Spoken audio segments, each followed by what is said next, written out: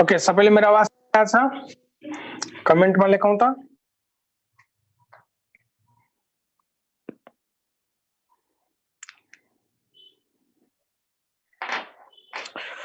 ल, हिजो हामीले कहाँसम्म पढेका थियौं?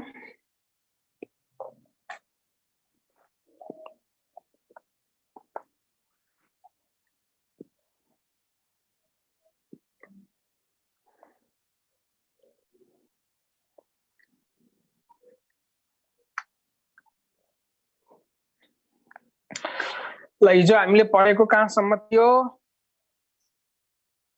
Time of rolling. ल, फ्रिक्सन सम्म सायद गर्यौं।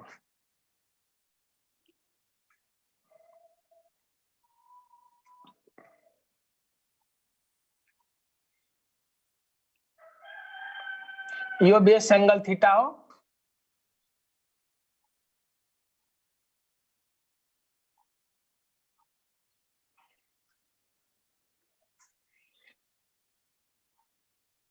ल, हिजो हामीले अब्जेक्ट यहाँदेखि रोल गर्दै गर्दै यहाँसम्म आउन कति टाइम लाग्छ त्यो टाइम पनि निकाल्यौं र यो फ्रिक्सन कति हुन्छ त्यो फ्रिक्सन पनि क्याल्कुलेट गर्यौं र यहाँनिर फोर्सको कम्पोनेन्टहरु के यस्तो टाइपको थियो।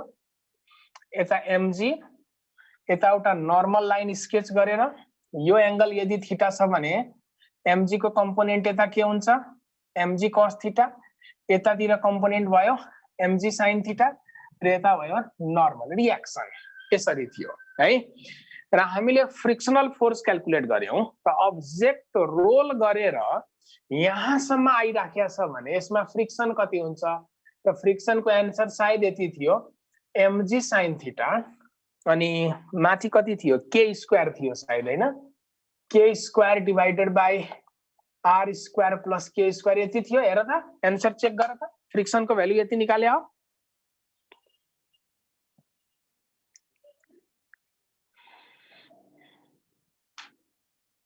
यति आ थियो फ्रिक्सन। हेर त, ठ्याक्कै यही छ। ल, अब हेर त, कुनै अब्जेक्ट रफ इन्क्लाइन्ड प्लेनमा यदि रोल गर्दै बेससम्म आयो भने यसमा कति फ्रिक्सन लाग्छ? त फ्रिक्सन भनेको हामीले यति निकाल्यौं।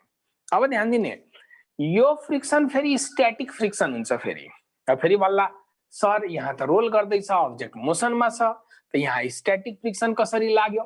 त ध्यान दिने, अब्जेक्ट मोसनमा छ तर स्लाइड त भएको छैन नि।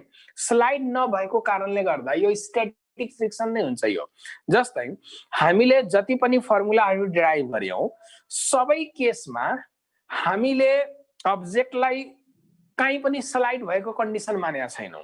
को मतलब यदि अब्जेक्ट माथिबाट रोल गर्दैछ र स्लाइड हुन थाल्यो भने त त्यो बेलामा त स्लाइडिङ फ्रिक्सन एक्ट हुन्छ। स्लाइडिङ फ्रिक्सन भनेको काइनेटिक फ्रिक्सन हुन्छ है। त यो काइनेटिक फ्रिक्सन होइन, मोसनमा भए तापनि this is not kinetic friction, यो स्ट्याटिक फ्रिक्सन नै हो। किनभने अब्जेक्ट रोल गरिराखेको छ। रोल गर्दाखेरि हामीले प्योर रोलिङको कन्डिसन मान्यौं र प्योर रोलिङको मतलब हो नो स्लाइडिङ। प्योर रोलिङको मतलब के हो? No sliding. यो स्लाइड भएको छैन भनेपछि यो फ्रिक्सन भनेको स्ट्याटिक नेचरको फ्रिक्सन हुन्छ। र हामीले पढ्यौं स्ट्याटिक फ्रिक्सन सेल्फ एडजस्टिङ नेचरको हुन्छ। स्ट्याटिक फ्रिक्सन जति हुन्छ सबै सेल्फ एडजस्टिङ नेचरको हुन्छ। को मतलब यो फ्रिक्सनले आफूलाई सेल्फ एडजस्ट गर्छ यो टर्मसित। रोल गरेर तल आउँदाखेरि फ्रिक्सन यो होल टर्मसित इक्वल भइदियो। को मतलब माने यसको भ्यालु 10 न्यूटन छ, यो यदि 10 न्यूटन छ भने फ्रिक्सन पनि कति हुन्छ? 10 न्यूटन। कुनै कारणवश यो इन्क्रिज भयो रे, यो इन्क्रिज भएर 20 न्यूटन भयो। त यो यदि 20 न्यूटन भयो भने फ्रिक्सन पनि कति भइदिन्छ? 20 न्यूटन। यो यदि 50 न्यूटन भयो भने फ्रिक्सन पनि के हुन्छ? 50 न्यूटन है। को मतलब यो सेल्फ एडजस्टिङ क्यारेक्टर शो गर्छ फ्रिक्सनले since there is no sliding. यहाँ स्लाइड नभएको कारणले गर्दा हामी यो त कन्फर्म भन्न सक्छौं कि यो स्ट्याटिक नेचरको फ्रिक्सन हुन्छ। को मतलब यो टर्म अनुसार आफ्नो भ्यालु यसले के गरेको छ? एडजस्ट गरेको छ।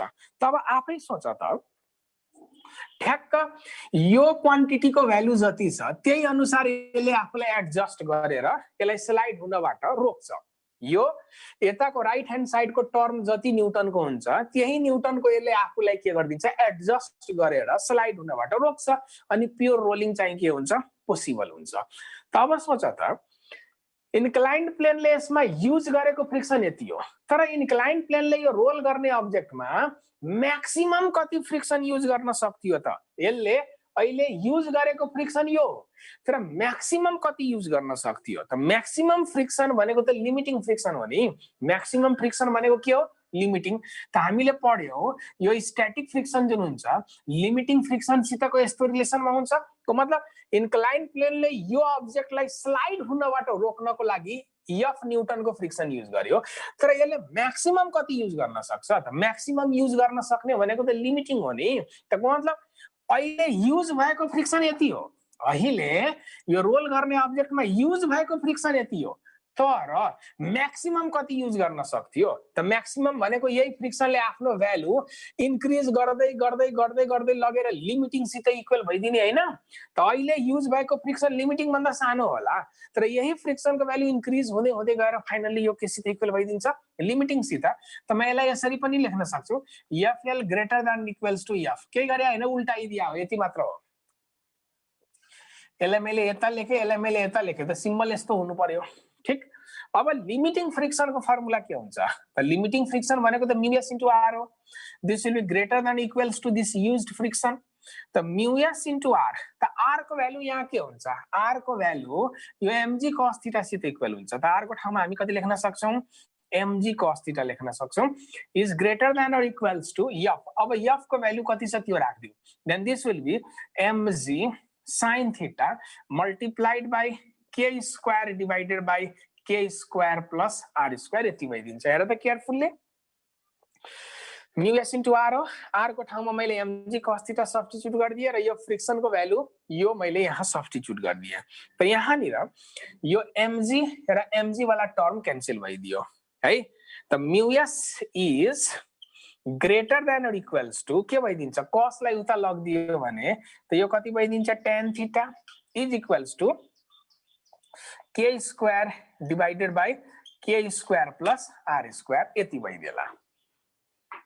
Okay, but this is the condition for rolling without sliding. This is called condition of rolling without sliding। को मतलब कुनै पनि अब्जेक्टलाई रफ इन्क्लाइन्ड प्लेनमा विदाउट स्लाइडिङ यदि रोल गर्नु छ भने यो कन्डिसन आयो। विदाउट स्लाइडिङ यदि यसलाई रोल गर्नु छ भने यो कन्डिसन मेन्टेन्ड हुनुपर्छ। यदि यो कन्डिसन मेन्टेन भइराखेको छ भने अब्जेक्ट चाहिँ स्लाइड नगरिकन रोल हुन्छ।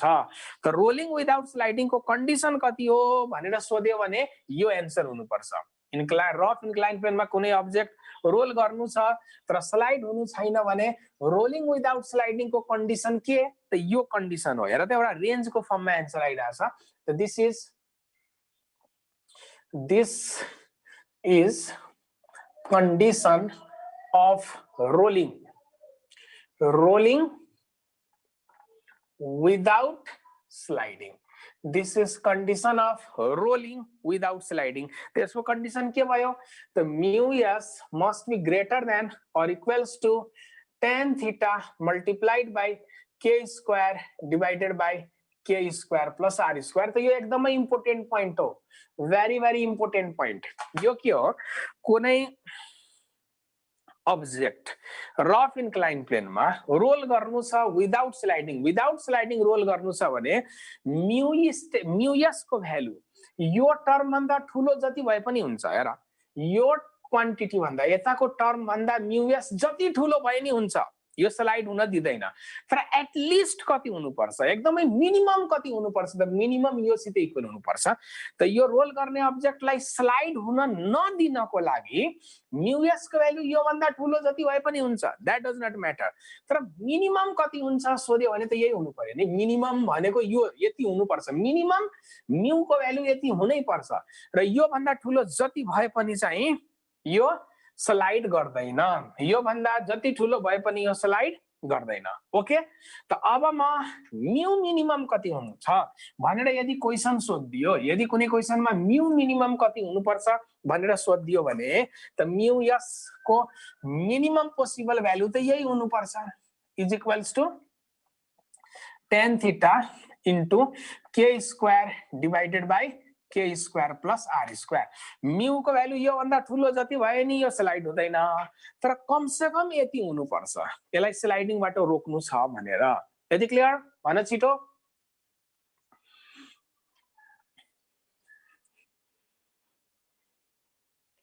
भन, यति बुझेको? अब क्वेसन दिउँ यसको। ओके ल, यो सायद तिमीहरुको वर्कबुकमा पनि यसको क्वेसन होला एउटा। वर्कबुकमा कुन क्वेसन छ भने रोलिङ विदाउट स्लाइडिङमा म्यू को मिनिमम पोसिबल भ्यालु कति हुनुपर्छ भनेर वर्कबुकमा कतै छ यसको क्वेसन। कति नम्बरमा छ भने हो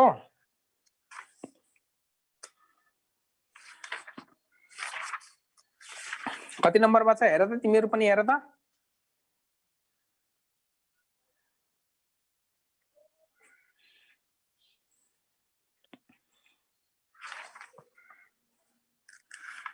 अब कति नम्बरमा छ? 7 नम्बर। पेज नम्बर पनि भन त, पेज नम्बर 7 नम्बर एकजना लेखिरहेको छ, तर पेज नम्बर कति हो? Page number 63। ओके 7 नम्बरमा छ। गुड। पेज नम्बर 63 को 7 नम्बर क्वेसन सल्भ गर त तिमीहरुले। पेज नम्बर 63 को 7 नम्बर क्वेसन।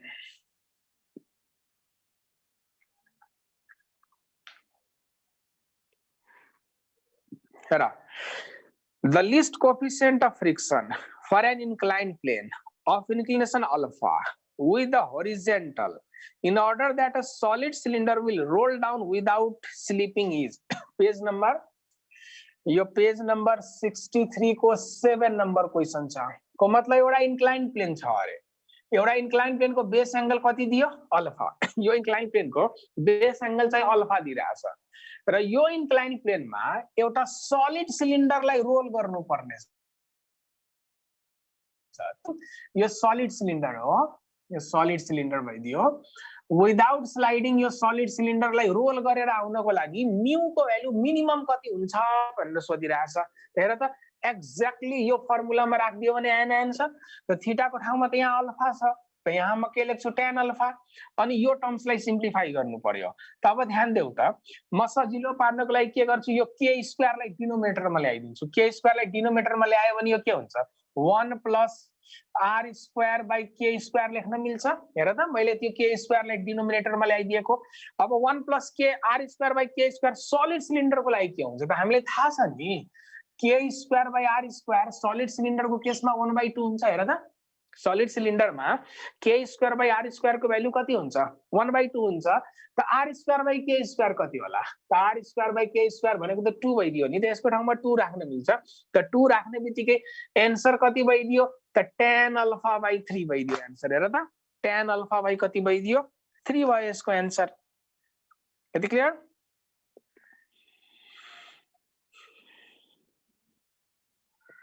ओके, अब वर्कबुक को पेज नंबर 62 को 3 नंबर क्वेश्चन सल्व गर त। पेज नंबर 62 को 3 नंबर क्वेश्चन। पेज नंबर 62 को 3 नंबर क्वेश्चन हेरौ त। जस्ट फर्मुलामा तिमीहरुले राखेर सल्भ गर्न सक्छौ। 62 को है, 62 को 3 number question.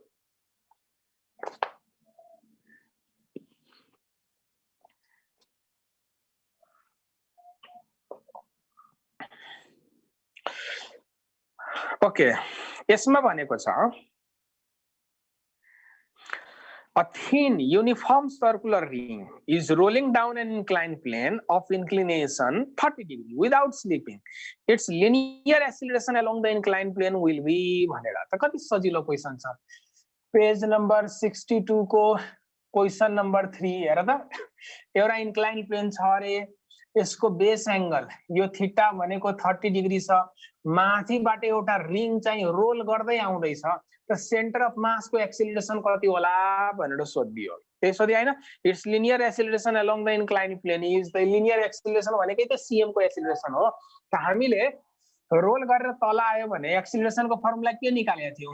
g sin theta divided by 1 plus K square by R square थियो फर्मुला। हेर त, यो फर्मुलामा राख्नु पर्यो। त अब कति हुन्छ? जी भयो sin 30 डिग्री हुन्छ। हेर त थीटा भनेको 30 डिग्री छ, sin 30 डिग्री भनेको 1/2 भइदियो, 1 + 1। अब k²/r² रिङको केसमा त 1 हुन्छ नि, त यो कति भइदियो g/4 विल बी आन्सर। यसको आन्सर के भइदियो g/4। यो भनेको कति 1 को 3 को c, ओके 3 को c भइदियो आन्सर। ओके अब यसपछि हामी टर्क एंगुलर मोमेन्टमहरुको बारेमा पढ्छौं। रोटेशनल मोसनको अब लास्ट टपिक छ टर्क एंगुलर मोमेन्टम र कन्जर्भेसन अफ एंगुलर मोमेन्टमको बारेमा पढ्नु पर्ने छ है। तपाईलाई टर्क के हो टर्कलाई डिफाइन गरौँ है, त्यसपछि हामी एंगुलर मोमेन्टम डिफाइन गर्छौं, यिनीहरुको रिलेसन निकाल्छौं अनि कन्जर्भेसन प्रिन्सिपल चाहिँ युज गर्छौं यसमा। ल त फर्स्ट हेडिङ लेखौं तपाईलाई यसको टर्क। What is torque? यसको सिम्बल हामीले टाउ लेख्छौं, यो भेक्टर क्वान्टिटी हो। टर्क भनेको टर्निङ इफेक्ट हो। स्फेरिकल बल भन्यो भने होलो स्फियर हो कि सलिड? सलिड भन्ने हेर स्फेरिकल भनिदियो तर सलिड हो कि होलो हो केही पनि भनेन भने क्वेशनमा अन्डरस्टुड हुन्छ सलिड, केही पनि भनेन भने क्वेशनमा अन्डरस्टुड हुन्छ सलिड। तर स्फेरिकल सेल भन्यो भने होलो स्फियर हो। फेरि स्फेरिकल सेल भनिदियो भने this will be hollow sphere. हेर टर्क भनेको के हो त it is cross product, it is cross product of position vector and force, cross product of position vector and force।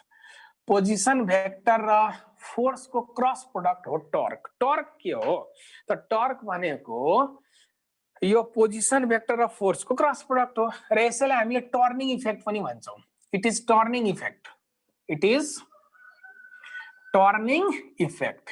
यसलाई टर्निङ इफेक्ट पनि भन्छौं र यसैको अर्को नाम पनि छ it is also called moment of force. यसलाई हामी के भन्छौं मोमेन्ट अफ फोर्स पनि भन्छौं। It is moment of force, it is moment of force. टर्कलाई हामी मोमेन्ट अफ फोर्स पनि भन्छौं। अब एउटै हो टर्कलाई यसरी डिफाइन गर्ने हुन्छ, यो भने नि हुन्छ, यो भने नि हुन्छ। अब म फिगर कोर्छु है, अनि फिगरमा यो सबै कुरो आउँछ, क्रस प्रोडक्ट पनि आउँछ, टर्निङ इफेक्ट पनि आउँछ र मोमेन्ट अफ फोर्स किन भनेको त्यो पनि आउँछ। म यो मेट्छु, यसपछि फिगर कोर्नु पर्ने छ। यसको हेर फिगरबाट बुझौं यो धेरै कुरो।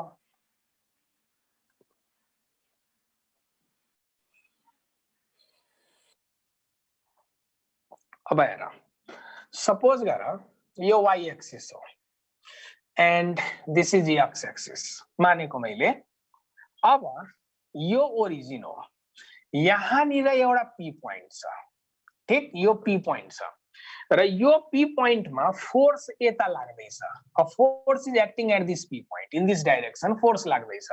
त्यो एउटा पी पोइन्ट छ, यो पी पोइन्टमा चाहिँ के लाग्दैछ फोर्स लाग्दैछ। यो पी पोइन्टमा कुनै एउटा मास राखेको छ, कुनै अब्जेक्ट छ भन्न ठान्नु अब कुनै मास राखेको छ, यो कुनै एउटा मास छ m kg को पी पोइन्टमा। अब यहाँनिर कुनै पार्टिकल छ भने यो पार्टिकलको पोजिसन भेक्टर भनेको त यो होला नि, this r will be position vector.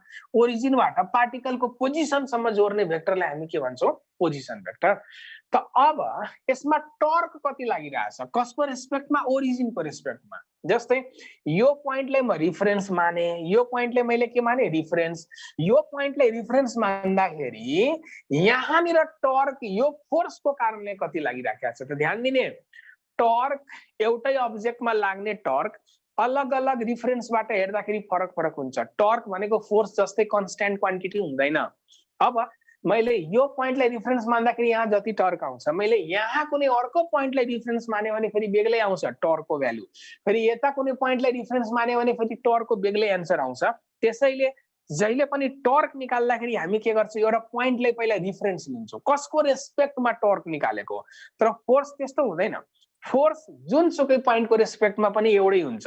तर टर्क भनेको फरक हुन्छ। फेरि यो पोइन्टलाई रिफरेन्स मानेर यहाँ टर्क निकाल जति एन्सर आउँछ, यिनीहरूलाई रिफरेन्स मानेर टर्क निकाल्यो भने फेरि फरक फरक एन्सर आउँछ। टर्क रिफरेन्समा डिपेन्ड गर्छ तर फोर्स रिफरेन्समा चाहिँ डिपेन्ड गर्दैन। त म यो ओरिजिनलाई रिफरेन्स मानेर यहाँ टर्क निकाल्दैछु। त भनेपछि यहाँ यसलाई रिफरेन्स माने त यहाँदेखि यहाँसम्मको पोजिसन भेक्टर आर छ र एफ छ। त टर्क कति होला त टर्क भनेको जुन पोइन्टलाई रिफरेन्स मान्यो त्यो पोइन्टबाट यहाँसम्मको position vector multiplied by force हुनुपर्छ। त्यसलाई हामीले के लेख्न सक्छौँ, this can be written as r cross f लेख्न सक्छौँ। अब मैले म्याग्निट्युडमा राखिदिन्छु। त म्याग्निट्युडमा राखिदियो भने torque is equals to simply RF into sine theta लेख्न मिल्छ। म एफलाई एक ठाउँमा लेख्छु र आर साइन थीटालाई एउटा ब्र्याकेट भित्र राखिदिन्छु। यो थीटा भनेको कसको कसको बीचको एंगल हो त आर र एफ को बीच में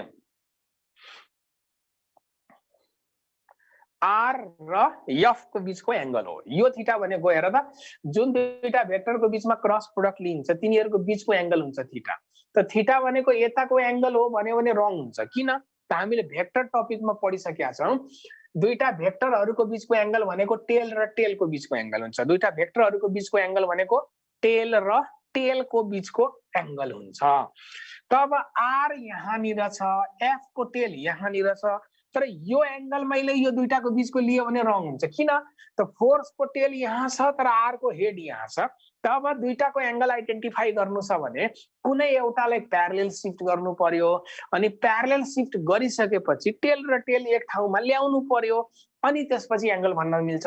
त यो जुन आर भेक्टर देखिरहेछ यो आर भेक्टरलाई म यही लाइनमा यतातिर प्रोड्युस गर्दिन्छु। ल यो आर भेक्टरलाई यतातिर सार्दियो, यता मैले प्रोड्युस गर्दिए भने अब हेर यहाँको आर लाई मैले प्यारलल शिफ्ट गरे, यहाँबाट प्यारलल शिफ्ट गरेर यहाँ लगिदियो भने आर को पनि टेल यही भयो, एफ को पनि टेल यही भयो। त this is the theta angle. यो के भइदियो थीटा भयो, तलको एंगल चाहिँ थीटा थिएन। ओके अब म के गर्दिन्छु फोर्स को जुन लाइन अफ एक्सन चाहिँ यसलाई ब्याक प्रोड्युस गर्छु। फोर्स को यो जुन फोर्स छ फोर्स को लाइन अफ एक्सनलाई मैले यतातिर ब्याक प्रोड्युस गरे। त ब्याक प्रोड्युस गर्दाखेरि यो थीटा एंगल छ भने यो पनि थीटा एंगल हुन्छ। अब यो रिफरेन्स पोइन्ट र फोर्स को लाइन को बीचको परपेंडिकुलर डिस्टेंस हेर त यहाँ पी भइरहेछ। पी भनेको के हो त this is perpendicular distance between force and this O point. हेर त फोर्स यहाँनिर लागिरहेछ, फोर्स को लाइनलाई मैले प्रोड्युस गर्दिए। अब फोर्स को लाइनलाई प्रोड्युस गर्दाखेरि ओरिजिन र फोर्स को बीचको परपेंडिकुलर डिस्टेंस पी छ। हेर त फोर्स र ओरिजिन को बीचको परपेंडिकुलर डिस्टेंस कति भइदियो पी भइदियो। त अब म राइट एंगल ट्रायंगलमा युज गर्छु। यताको राइट एंगल ट्रायंगलमा हेर त sine theta is equals to यो परपेंडिकुलर भइदियो, फोर्सलाई मैले होरिजेन्टल सपोज गरेको छु है। त साइन थीटा भनेको p बाइ कति लेख्न मिल्छ r, यो लेन्थ भनेको r भइदियो। त परपेंडिकुलर डिस्टेंस भनेको r साइन थीटा हो। त अब केयरफुली हेर त यो जुन मैले ब्रैकेटमा r साइन थीटा लेखिराखेको छु यो हो कि actually it is perpendicular distance between force and origin. यो r साइन थीटा भनेको फोर्स र ओरिजिन को बीचको के हो परपेंडिकुलर डिस्टेंस हो। त टर्क को एउटा सर्टकट फर्मुला के लेख्न सकिन्छ force multiplied by perpendicular distance पनि लेख्न सकिन्छ। Force multiplied by perpendicular distance. Okay खासमा यसको फर्मुला r क्रस f नै हो। यहीबाट सल्भ गरेर जाँदाखेरि हामीले एउटा स्पेशल केसमा आन्सर के भेटायौं त टर्क भनेको फोर्स र रिफरेन्स पोइन्ट को बीचको फोर्स र रिफरेन्स पोइन्ट को बीचको परपेंडिकुलर डिस्टेंस हुँदो रहेछ। तब हेर कुनै पनि फिजिकल क्वान्टिटीलाई परपेंडिकुलर डिस्टेंसले मल्टिप्लाई गरिदियो भने त्यसलाई मोमेन्ट भनिन्छ। फोर्सलाई परपेंडिकुलर डिस्टेंसले मल्टिप्लाई गरिदियो त्यसलाई मोमेन्ट अफ फोर्स भनिन्छ। लिनियर मोमेन्टमलाई परपेंडिकुलर डिस्टेंसले मल्टिप्लाई गरिदियो भने मोमेन्ट अफ लिनियर मोमेन्टम भनिन्छ।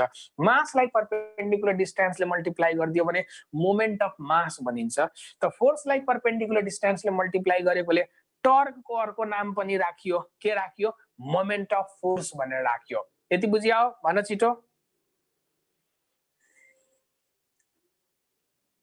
ओके ल अब भन टर्क को डाइरेक्सन यहाँ कता होला। टर्क को डाइरेक्सन यो प्लेन सित परपेंडिकुलर आउट होला कि यो प्लेन सित परपेंडिकुलर भित्र होला। कता होला टर्क को डाइरेक्सन, कता होला टर्क को डाइरेक्सन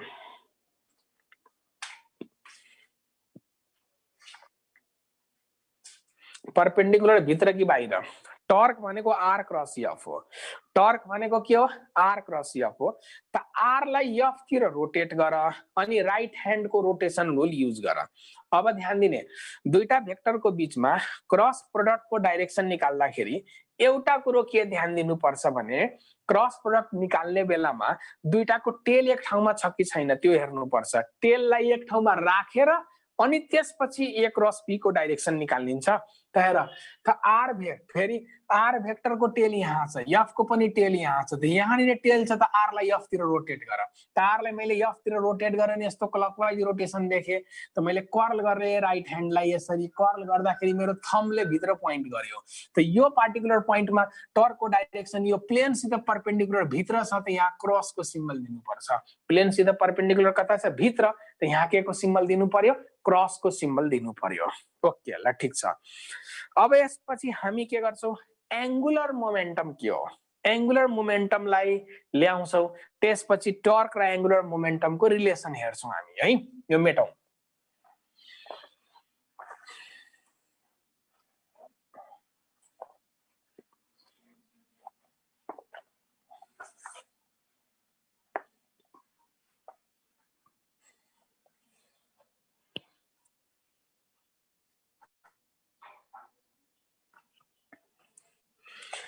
एंगुलर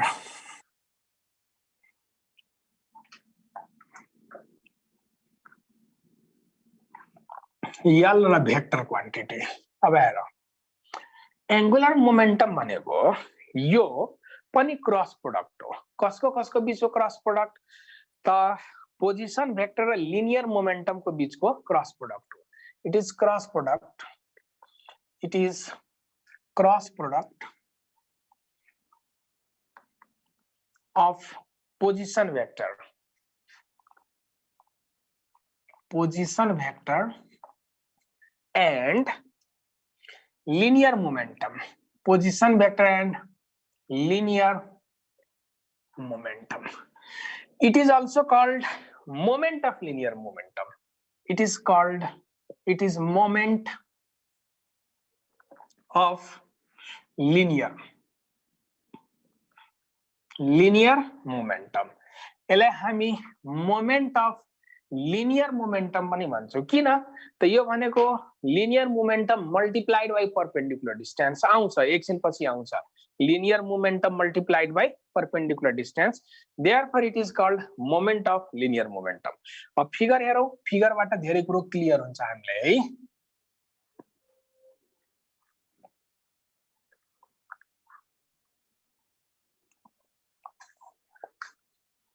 ल हेरौं यो कस्तो भयो जस्तै यो y एक्सिस छ यो x एक्सिस छ कुनै एउटा पार्टिकल स्ट्रेट लाइनमा गइरहेछ यसरी यहाँनिर कुनै एउटा पार्टिकल यताबाट यता यताबाट यता यसरी गइराखेको थियो र ठ्याक्क p पोइन्टमा हुँदाखेरि यहाँनिर यसको लिनियर मोमेन्टम कति छ यो पोइन्टलाई p म सिम्बल दिन्न है किन लिनियर मोमेन्टमको सिम्बल म p युज गर्नेवाला छु त यो पोइन्टको सिम्बल मैले a राखे है त यहाँबाट यहाँ जाने क्रममा यसो झट्ट हेर्दाखेरि यो ए पोइन्टमा थियो त ए पोइन्टमा यसको लिनियर मोमेन्टम कति छ p भेक्टर छ तर यो p भेक्टर भनेको m * v भेक्टर होला लिनियर मोमेन्टम भनेको मास र भेलोसिटीको प्रोडक्ट त हो नि त यो कन्स्ट्यान्ट मोमेन्टम मेन्टेन गरेर यतातिर गइराखेको थियो लिनियर मोसनमा छ यो ध्यान दिने रोटेट गरेको छैन स्ट्रेट लाइनमा यसरी एक्स एक्सिस सित यसरी प्यारलल गइराखेको थियो mv मोमेन्टम मेन्टेन गरेर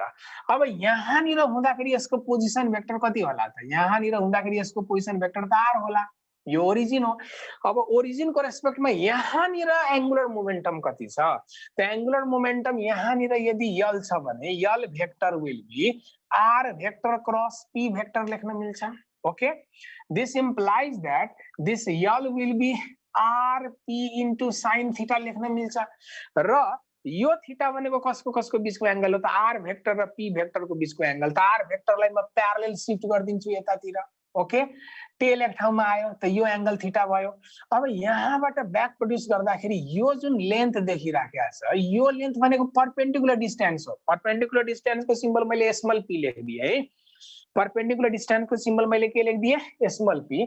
तो यो l भनेको linear momentum into r sin theta हो र r sin थीटा भनेको के हो परपेंडिकुलर डिस्टेंस हो। तो यहाँ के लेख्न मिल्छ linear momentum multiplied by perpendicular distance लेख्न मिल्छ। हेर तो एंगुलर मोमेंटम को फर्मुला के भयो linear momentum multiply by perpendicular distance. तर मैले अघि नै भनिसकेका थिए कुनै पनि फिजिकल क्वान्टिटीलाई परपेंडिकुलर डिस्टेंसले मल्टिप्लाई गरिदियो भने त्यसलाई मोमेन्ट भन्छ। त हेर linear momentum multiply by perpendicular distance therefore angular momentum is also known as moment of force. Angular momentum is also known as moment of linear momentum, not moment of force. It is moment of linear momentum भनेर भन्छौं। तब हेर अब यहाँनिर angular momentum को direction कता होला त r cross p को डाइरेक्सन हेर r क्रॉस p को डाइरेक्सन कता गयो त्यो हेर्ने हो। त r भेक्टर यो r लाई यता लैजाने हैन टेल एक ठाउँमा भएको बेलामा रोटेट गर्ने। त यस्तो रोटेट गरिदियो भने यो पनि कता गइराछ भित्र। त यहाँनिर l को डाइरेक्सन यो प्लेनसित परपेंडिकुलर कसरी भइदियो क्रॉस डाइरेक्सनमा छ। अब हामी कुनै अब्जेक्ट सर्कलमा घुम्दैछ भने त्यसको एंगुलर मोमेन्टम कति हुन्छ त्यो क्याल्कुलेट गर्छौं। सर्कलमा यदि घुमिरहेछ भने ध्यान दिने एंगुलर मोमेन्टम पनि अब कतिजनालाई यो सुन्दाखेरि अचम्म लाग्ला सोचिरा होला एंगुलर मोमेन्टम को मतलब रोटेशन भयो भने मात्र एंगुलर मोमेन्टम डिफाइन हुन्छ नट नेसेसरी। यो अब्जेक्ट त स्ट्रेट लाइनमा गइरहेछ नि हेर त स्ट्रेट लाइनमा गइरहेछ तर ओरिजिन को रेस्पेक्टमा यहाँ टर्क छ ओरिजिन को रेस्पेक्ट में यहाँ टर्क पनि छ एंगुलर मोमेंटम पनि छ। त यसलाई भन्छ ट्रान्सलेशनल। यहाँ एंगुलर मोमेंटम त भयो नहुने हैन तर यसलाई भन्छ ट्रान्सलेशनल मोसनमा आएको angular momentum. Two types of angular momentum हुन्छ। यो त लिनियर मोसन थियो स्ट्रेट लाइनमा जाँदै थियो त this angular momentum is called यसलाई हामीले लेख्दाखेरि अझ क्लियरली भन्दाखेरि यल ट्रान्सलेशनल भन्छौं। यसलाई के भन्छौं यल ट्रान्सलेशनल किनभने रोटेशन त कहीँ पनि भएको थिएन ट्रान्सलेशनल रोटेशन छैन अब्जेक्ट स्ट्रेट लाइनमा ट्राभल गर्दैछ त्यही पनि हामीले एंगुलर मोमेन्टम डिफाइन गर्दियौ त्यसलाई भन्छ यल ट्रान्सलेशनल। यो एंगुलर मोमेन्टम कुन मोसनमा डिफाइन भएको ट्रान्सलेशनल मोसनमा डिफाइन गरेको त्यसलाई भन्छ यल ट्रान्सलेशनल। अब अर्को एंगुलर मोमेन्टम हुन्छ त्यो सिधा नजाने के एकै ठाउँमा घुमेको घुमे गर्दिने स्पिन गरिराख्ने एकै ठाउँमा यसरी स्पिन गरिराखेको छ भने त्यो बेला कस्तो हुन्छ एंगुलर मोमेन्टम त त्यसलाई भन्छ यल रोटेशनल। त्यसलाई angular momentum in rotational motion भन्छ। त त्यसलाई हामी के भन्छौं यल रोटेशनल भन्छौं र यल रोटेशनल को फर्मुला हुन्छ आई ओमेगा। त भन त यति बुझ्या भन त पहिला यहाँसम्म बुझ्यो।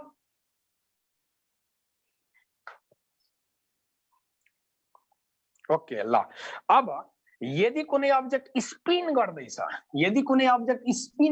भने स्पिन को कारणले जुन एंगुलर मोमेन्टम हुन्छ त्यसलाई एल रोटेशनल नाम दिन्छौं। हामी त्यसलाई के नाम दिन्छौं एल रोटेशनल भनेर नाम दिन्छौं स्पिन को केसमा है। त मान न कुनै एउटा अब्जेक्ट स्पिन गर्दैछ ल यसरी यो छ यो एक्सिस भयो यो एक्सिस को आउट यसरी स्पिन गर्दैछ यो यसो स्पिन गर्दैछ र यो एक्सिस को आउट यसको मोमेन्ट अफ इनर्शिया कति छ आई छ। त यसलाई भन्छ यल ड्यू टु रोटेशनल मोसन। यो पनि एंगुलर मोमेन्टम नै हो तर रोटेशनल मोसनमा आएको एंगुलर मोमेन्टम त्यसको फर्मुला आई ओमेगा हुन्छ। हामीले जुन आई ओमेगा पढ्छौं नि त्यो angular momentum actually spin गर्दाखेरिको angular momentum हो। कुनै अब्जेक्ट स्पिन गरिराखेको छ भनेपछि त्यहाँ एंगुलर मोमेन्टम आई ओमेगा लेख्ने सिधा गइराखेको छ angular momentum linear momentum multiplied by perpendicular distance हामीले युज गर्दिन्छौं। अब दुईटै एकैचोटी भइदियो जस्तै स्पिनरहरूले क्रिकेट बल फाल्दाखेरि के गर्छ बललाई स्पिन पनि गराउँछ अनि बल सिधा पनि गइराखेको हुन्छ। हेर त बल स्पिन पनि गर्छ अनि बल सिधा पनि गइराखेको छ भने यस्तो बेलामा दुईटै एंगुलर मोमेन्टम छ एल ट्रान्सलेशनल पनि छ एल रोटेशनल पनि छ अनि दुईटैलाई सम गरिदियो भने त्यसलाई भन्छ टोटल एंगुलर मोमेन्टम। त्यसलाई हामी के भन्छौं टोटल एंगुलर मोमेन्टम। त यहाँ म स्पेशल फर्मुला लेखिदिन्छु एल टोटल भनेको के हुन्छ यल ट्रान्सलेशनल प्लस यल रोटेशनल। यल ट्रान्सलेशनल प्लस एल रोटेशनल। यो रोलिङ मोसनमा यही त कहानी हुन्छ नि। हेर त कुनै अब्जेक्ट रोल गर्दैछ ल अब हेर सिधा जाँदैछ यसको सेन्टर अफ मास अब रोल गर्दैछ त भनेपछि स्पिन पनि छ हेर त रोल गरिराखेको छ भने रोटेसनको कारणले पनि छ र सिधा पनि गइराखेको छ। त रोलिङ मोसनमा यदि हामीलाई एंगुलर मोमेन्टम निकाल्न भनिदियो भने यो दुईटाको सम गर्नुपर्छ, यो दुईटाको के गर्नुपर्छ, सम गर्नुपर्छ। ट्रान्सलेसनलको कारणले कति छ र रोटेसनलको कारणले कति छ, यो दुईटाको सम निकाल्नुपर्छ। यति बुझेको भन त छिटो।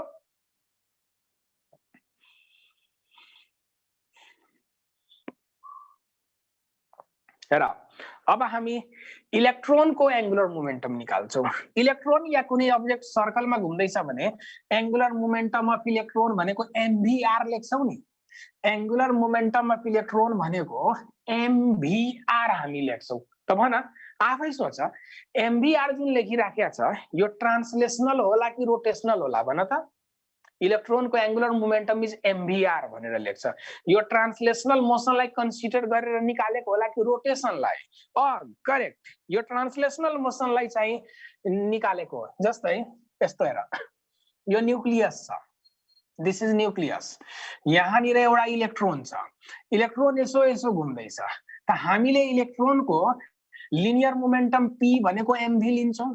इलेक्ट्रोनको अब यसको रेडियस r छ र यसको रेडियस कति छ r, र यो न्यूक्लियसको सेन्टरलाई हामीले ओरिजिन मान्यौ। त न्यूक्लियसको सेन्टरलाई यदि हामीले ओरिजिन मान्यौ भने यसको लिनियर मोमेन्टम टेन्जेन्ट छ यसरी, अनि यसको रेस्पेक्टमा यहाँ कति एंगुलर मोमेन्टम छ त यिनीहरूको बीचको परपेन्डिकुलर डिस्टेन्स भनेको रेडियस भएन। हेर त यल ट्रान्सलेसनल, ट्रान्सलेसनल मोसनको कारणले एंगुलर मोमेन्टम कति छ त यल ट्रान्सलेसनल मोसनको कारणले कति एंगुलर मोमेन्टम छ त यल ट्रान्सलेसनल, ट्रान्सलेसनल को कारणले कति छ त भनेपछि linear momentum mv multiplied by perpendicular distance from reference point. त परपेन्डिकुलर डिस्टेन्स r हैन त इलेक्ट्रोनको एंगुलर मोमेन्टम हामीले के लेख्दिन्छौं, mvr लेख्दिन्छौं। अर्को के लेख्दिन्छौं, mvr। यो के लेख्दै छ एकजनाले भनेपछि रङ रहेछ, के रङ रहेछ क्लियरली लेख न, के सोध्न खोज्या हो। अब इलेक्ट्रोनसित स्पिन मोसन पनि छ, इलेक्ट्रोनसित आफ्नो एक्सिसमा इलेक्ट्रोन स्पिन पनि गर्छ। मानौ यो एक्सिसबाट इलेक्ट्रोन यसरी स्पिन गर्दैछ, यसो यसो स्पिन गर्दैछ। त यदि मैले स्पिन मोसनलाई कन्सिडर गरे भने, स्पिन मोसनलाई कन्सिडर गरे भने आई ओमेगा युज गर्नु पर्यो नि। आई ओमेगा अनि यो mvr दुईटै एड भएर टोटल एंगुलर मोमेन्टम भन्छ। यति बुझ्यौ? छिटो भन। है त केही लेखिरहेको छैन त कसैले? अब हेर, मैले एकदमै सजिलो तरिकाले लेखदिए। यसको ट्रान्सलेसनलको बेसिसमा mvr एंगुलर मोमेन्टम छ इलेक्ट्रोनको, स्पिनलाई लियो भने आई ओमेगा। तर मैले यो अहिले हामीले पढेको क्लासिकल मेकानिक्स हो। क्लासिकल मेकानिक्स भनेको न्यूटोनियन मेकानिक्स हो। न्यूटोनियन मेकानिक्समा इलेक्ट्रोनको स्पिन मोसन वाला एंगुलर मोमेन्टम आई ओमेगा हुन्छ भनेर हामी लेख्छौं। तर क्वान्टम फिजिक्सले मान्दैन यो। क्वान्टम फिजिक्सले इलेक्ट्रोनको स्पिन मोसन वाला एंगुलर मोमेन्टम आई ओमेगा लेख्यो भने क्वान्टम फिजिक्समा यसलाई रङ मान्छ। फेरि किन त यसको धेरै एनालाइसिसहरु छ, त्यसको बारेमा हायर लेभलतिर पढाइ हुन्छ। त्यसैले हामीले खाली ट्रान्सलेसनल वाला एंगुलर मोमेन्टम केमिस्ट्रीतिर mvr युज गरिराखेका हुन्छौं। यो क्लासिकल फिजिक्सले के भन्छ, यो न्यूटोनियन मेकानिक्सले के भन्छ, इलेक्ट्रोनको स्पिन भइराखेको छ त त्यसको कारणले एंगुलर मोमेन्टम आई ओमेगा हुनुपर्छ भन्छ न्यूटोनियन मेकानिक्सले। तर क्वान्टम फिजिक्सले यो कुरो चाहिँ फेरि मान्दैन। यसको बारेमा यदि तिमीले डिटेलमा हेर्नु छ भने युट्युबमा मैले धेरै भिडियोहरु यसमाथि पोस्ट गरेको छु है। यो स्पिन आई ओमेगा वालामा चाहिँ के डिफेक्ट छ, किन यो लिन मिल्दैन, क्वान्टम फिजिक्सको एक्सप्लेनेसन, यो अलि हायर लेभलको कुरोहरु आउँछ। इफ यु आर इन्ट्रेस्टेड युट्युबमा सर्च गरेर मेरो भिडियो हेर्न सक्छौ। यो यसमा के डिफेक्ट छ, क्वान्टम फिजिक्सले किन यसलाई मान्दैन, यो हेर्दा हुन्छ आफ्नो इन्ट्रेस्ट छ भने। ठीक, ओके ल। अब यसपछि हेरौं एउटा सजिलो क्वेशन चाहिँ सल्भ गरौं।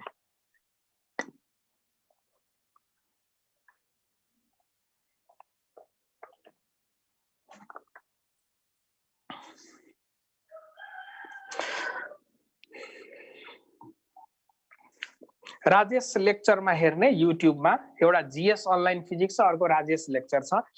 सायद मैले यो स्पिन वाला चाहिँ बार म्याग्नेटको भिडियो अपलोड गर्दाखेरि बार म्याग्नेटमा डाई प्यारा फेरो म्याग्नेटिक मटेरियलहरुको भिडियो मैले अपलोड गर्दाखेरि त्यहाँ इलेक्ट्रोनको स्पिनको बारेमा डिटेलमा भनेको छु। ओके, बार म्याग्नेटको भिडियोमा छ यो।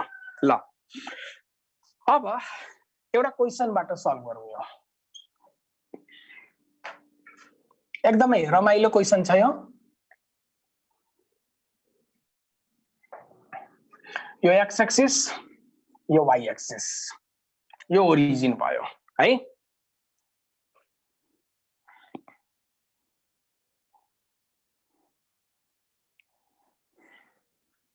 ल अब हेरौं, एउटा मेटलको डिस्क छ, metallic disc. This is a metallic disc. हेर, दिस इज डिस्क। यो के हो त? डिस्क हो। दिस इज डिस्क र यो डिस्कको रेडियस, यो डिस्कको रेडियस आर छ। हेर, यो सबै ल्याङ्ग्वेज फर्ममा दिएको हुन्छ। मैले समय बचाउनको लागि डाइरेक्ट फिगर कोड दिया हो। एउटा मेटलको डिस्क छ, मेटलको डिस्कको रेडियस कति छ? आर छ। And this metallic disc is rolling, यो रोल गर्दैछ। यो एक्स एक्सिसमा यसरी रोल गर्दै गर्दै जाँदैछ। त रोल गर्दाखेरि यसको सेन्टर अफ मास त स्ट्रेट जान्छ।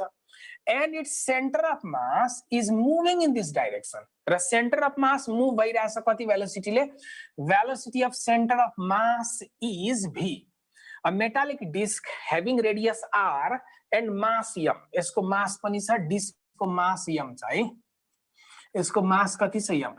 A metallic disc having mass m and radius r is rolling along x-axis in xy plane as shown in figure, such that its center of mass is moving linearly with velocity v. अनि सोधियो यसको angular momentum कति होला भनेर। अब ध्यान दिनु, म हिन्ट्स पनि दिन्छु। एंगुलर मोमेन्टम भनेको दुईटा छ, रोल गर्दैछ त आई ओमेगा त छ नै, सीधा जाँदैछ त ट्रान्सलेशनल पनि छ। यो दुईटाको सम निकाल्नु पर्ने छ। म अप्सन्सहरु दिन्छु। ए अप्सन भयो एमभीआर, बी अप्सन भयो 3/2 एमभीआर, सी अप्सन भयो 2/3 एमभीआर एन्ड डी अप्सन भयो 0। यसको एंगुलर मोमेन्टम कति हुन्छ क्याल्कुलेट गर्नुपर्ने छ। ल यसो ट्राई गरौँ त, एकदमै इम्पोर्टेन्ट क्वेशन हो यो। What will be its angular momentum?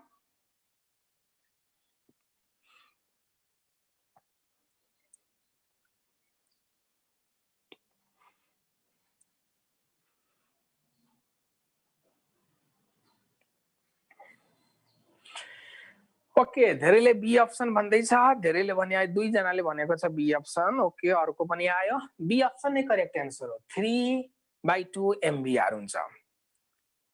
Okay, solution हेरौँ यसको।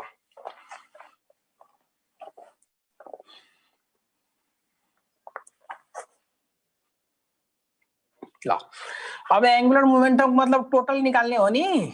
टोटल भनेको L translational plus L due to rotational जोड्नु पर्यो। त यल ट्रान्सलेशनल भनेको त एमभीआर होला नि। हेर त, यसको यहाँनिर छ त यसको सेन्टर अफ मास त लिनियर मोमेन्टम एमभी हुन्छ।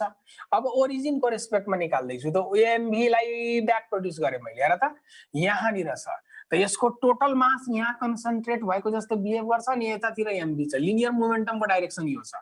अनि यसलाई ब्याक प्रोड्युस गर्ने बित्तिकै यो रिफरेन्सबाट जुन परपेन्डिकुलर हुन्छ, यो परपेन्डिकुलर डिस्टेन्स p भनेको त रेडियससित इक्वल भएर त लिनियर मोमेन्टम यो लाइनमा छ र लिनियर मोमेन्टम र ओरिजिनको बीचको परपेन्डिकुलर डिस्टेन्स भनेको रेडियस हो त एमभीआर भइदियो।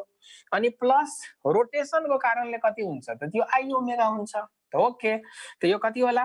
एमभीआर प्लस आई ओमेगा। त मोमेन्ट अफ इनर्सिया चाहियो, मैले डिस्क भनेको छु। त डिस्कको मोमेन्ट अफ इनर्सिया के हुन्छ? हाफ एमआर स्क्वायर हुन्छ। And since it is the case of pure rolling, half MR square into omega पनि हुन्छ, half MR square into omega. And since it is the case of pure rolling, v will be R omega. हेर त, प्योर रोलिङ छ भने centre of मासको velocity हामीले आर ओमेगा लेख्न सक्छौँ। त ओमेगाको ठाउँमा v/r लेख्न सकिन्छ। v/r, यो र आर र यो आर क्यान्सल भयो त एमभीआर प्लस एमभीआर/2 को मतलब यो कति भइदियो? 3/2 MVR. Answer will be 3/2 MVR, capital R है, यहाँ मिस्टेकले स्मल आर लेखिएछ। एमभीआर 3/2 एमभीआर। यदि क्लियर?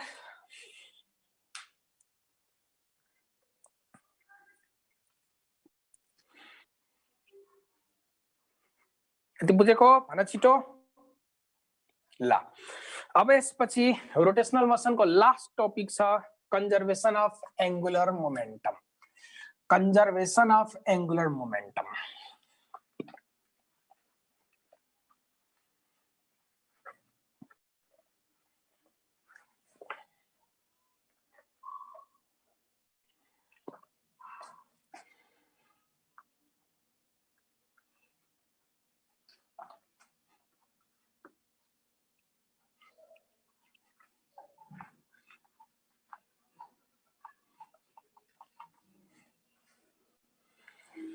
हेरा यसलाई भन्छ law of conservation of angular momentum. यसको स्टेटमेन्ट छ if external torque acting on a body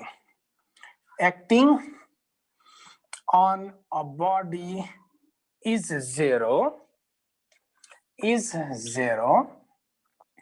then angular momentum is conserved.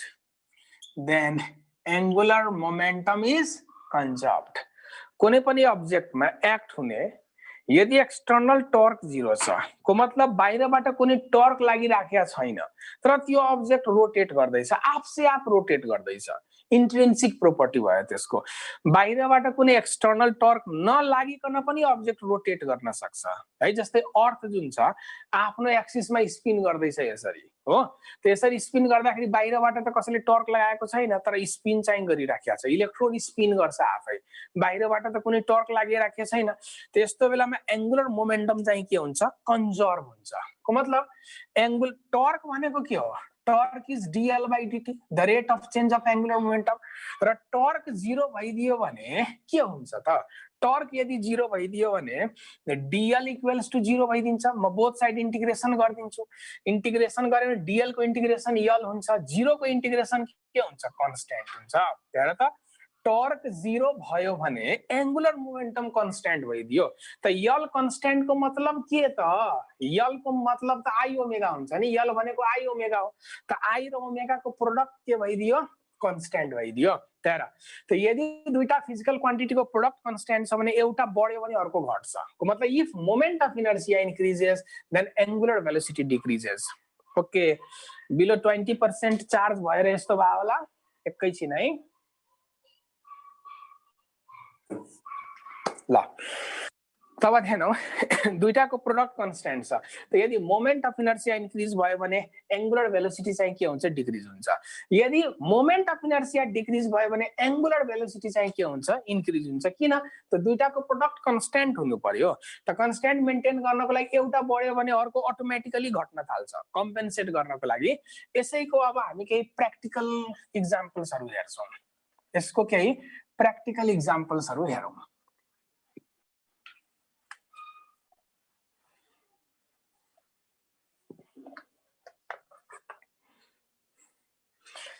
I omega को product constant हुन्छ, यो हामीले पढेको।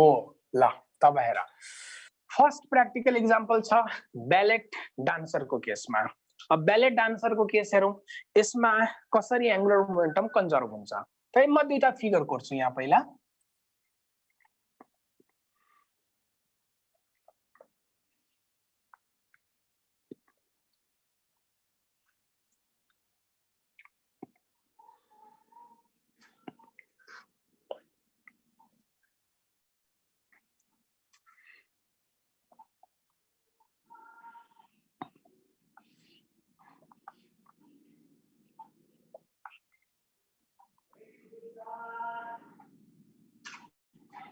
ल फिगर कोरे सबैले कोरौं त फिगर कोरिसक्यो।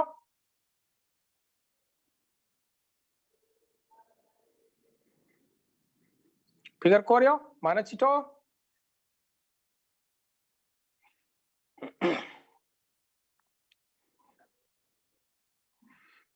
ओके, ल यो बैलेट डान्सर को केसमा हामीले दुईटा अलग अलग सिचुएसन देखाएका छौं। हेर, फर्स्ट केसमा डान्सरले आफ्नो ह्यान्डलाई आउट स्ट्रेच गरेको छ। त यदि आफ्नो ह्यान्डलाई आउट स्ट्रेच गरेर यसरी रोटेट गर्न खोज्यो भने यो फास्ट घुम्न सक्दैन। किन त ध्यान देऊ, यदि ह्यान्डलाई आउट स्ट्रेच गरेको छ भने रेडियस बढ्यो। हेर त, ह्यान्डलाई आउट स्ट्रेच गर्यो भने रेडियस बढ्यो, रेडियस बढ्यो भने मोमेन्ट अफ इनर्शिया बढ्यो, र मोमेन्ट अफ इनर्शिया बढ्यो भने एंगुलर वेलोसिटी घट्छ। त ह्यान्डलाई आउट स्ट्रेच गर्यो भने स्लोली मात्र रोटेट गर्न सक्छ। तर यदि उसले फास्ट पनि घुम्नु छ भने यस्तो बेलामा उसले ह्यान्डलाई फोल्ड गर्नुपर्छ। ह्यान्डलाई फोल्ड गर्यो भने रेडियस घट्यो, रेडियस घट्यो भने मोमेन्ट अफ इनर्शिया घट्यो, र मोमेन्ट अफ इनर्शिया घट्यो भने एंगुलर वेलोसिटी चाहिँ स्पीड अफ हुन्छ, यो फास्ट घुम्छ। यो केसमा एकदम फास्ट घुम्छ, यो केसमा चाहिँ स्लो घुम्छ। This is conservation of angular momentum.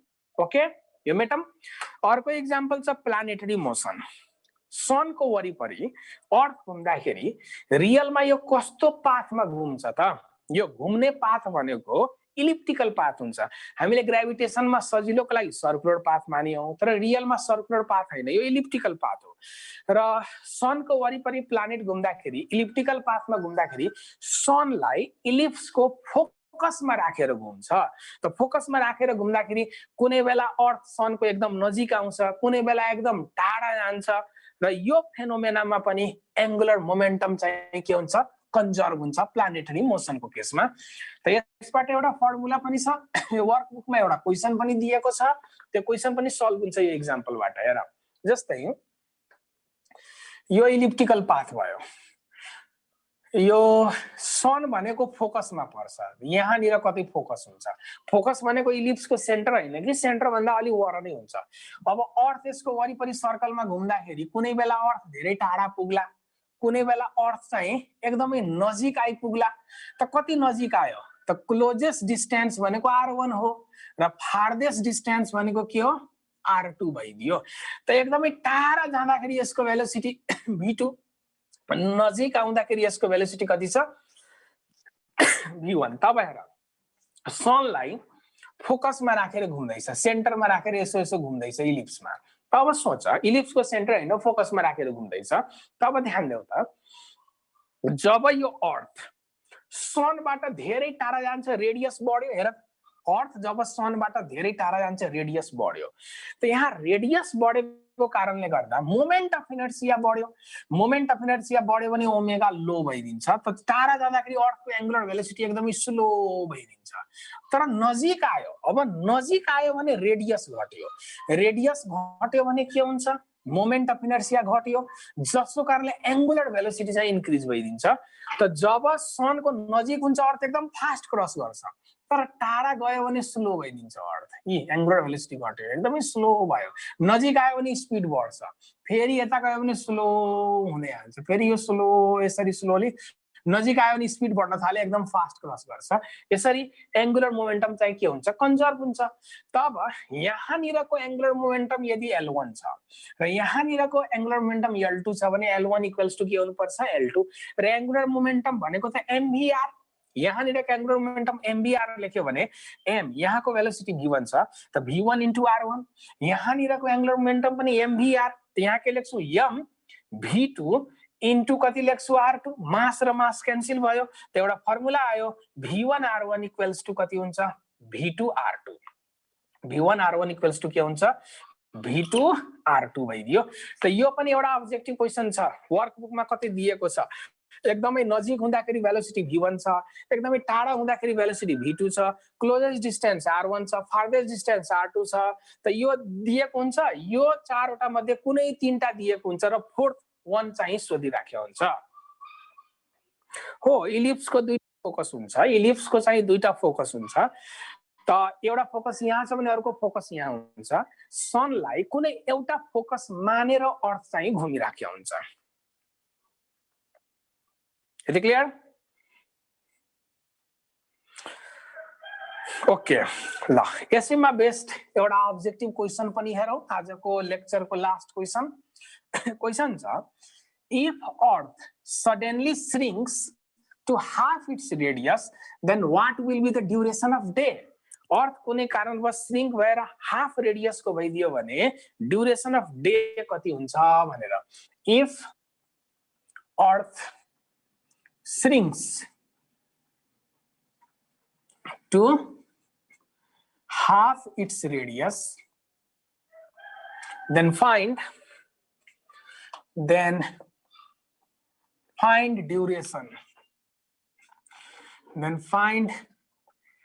duration of day को मतलब दिन कति घण्टाको हुन्छ अप्सन्सहरु भयो A option 24 hour B option 12 hour C option 6 hour D option 2 hours ध्यान दिने फेरि कति जना कन्फ्युज हुन्छ डे भनेको कारणले गर्दा 12 घण्टा मात्र बन्टान्छ डे भनेको डे र नाइट दुईटै काउन्ट हुन्छ है अहिले हामी भन्छौँ नि एक दिन कति घण्टाको त 24 घण्टा भन्छौँ नि, 12 घण्टा थोरै भन्छौँ। डे भन्यो भने डे र नाइट दुईटै काउन्ट गर्नुपर्छ। 12 + 12 24 भयो त यसलाई 1 डे भन्छौँ हामीले है। अर्थ कुनै कारणवश श्रिङ्क भएर आधी रेडियसको भइदियो भने ड्युरेसन अफ डे कति आवर्सको होला? त्यसको एन्सर 6 आवर्स हो है। यो तिमीहरूको 11 क्लासको बुकमा पनि छ यो क्वेसन। यो 6 आवर हुन्छ। कन्जर्भेसन अफ एंगुलर मोमेन्टम हामी युज गर्न सक्छौं। जस्तै यो अर्थ थियो, अर्थ आफ्नो एक्सिसमा स्पिन गर्दैछ I1 ω1, टाइम पिरियड T1 र यो भनेको 24 आवर हो र अहिले यसको मास m छ र रेडियस कति छ r। अब कुनै कारणवश अर्थ श्रिङ्क भइदियो ल, एकदमै सानो साइजको भइदियो, श्रिङ्क भएर हाफ रेडियसको भइदियो, त मास त यमै हुन्छ तर रेडियस पो r/2 भइदियो। त यहाँ भयो I2 ω2 र यो बेला टाइम पिरियड कति हुन्छ भनेर सोध्यो। यसरी घुम्ने 24 आवर, अब यो घुम्ने कति भइदिन्छ, यसको टाइम पिरियड कति होला सोधियो। त कन्जर्भेसन अफ एंगुलर मोमेन्टम अनुसार हामी के लेख्न सक्छौं? I1 ω1 = I2 ω2। त अर्थ स्फेरिकल शेपको छ, सलिड स्फियर छ, त्यसको मोमेन्ट अफ इनर्शिया कति हुन्छ? 2/5 mr² हामी लेख्न सक्छौं। त सुरुको केसमा मोमेन्ट अफ इनर्शिया 2/5 mr², ω1 भनेको 2π/T1 लेख्न सक्छ। सेकेन्ड केसमा पनि त स्फेरिकलै शेप छ, त यो कति हुन्छ? 2/5 mr², तर r त r/2 भइदियो। यहाँ के लेख्नु पर्यो? r/2 को स्क्वायर इन्टु ω2, ω2 भनेको 2π/T2 सेकेन्ड केसको टाइम पिरियड। त्यसलाई सिम्प्लिफाई गरिदियो भने you will get T2 = T1/4 आउँछ। T2 भनेको काटकुट पार, T2 भनेको T1/4 आउँछ। T1 भनेको सुरुको टाइम पिरियड जुन 24 आवर छ, त 24 डिवाइडेड बाइ 4 को मतलब 6 hours will be the answer. को मतलब त्यो बेला दिन भनेको 6 घण्टाको हुन्छ। को मतलब रियलमा डे चाहिँ 3 आवर्स हुन्छ र नाइट 3 आवर्स हुन्छ र यसलाई 1 डे हामीले काउन्ट गर्छौं, 6 घण्टाको दिन हुन्छ। ओके, यति बुझ्यौ?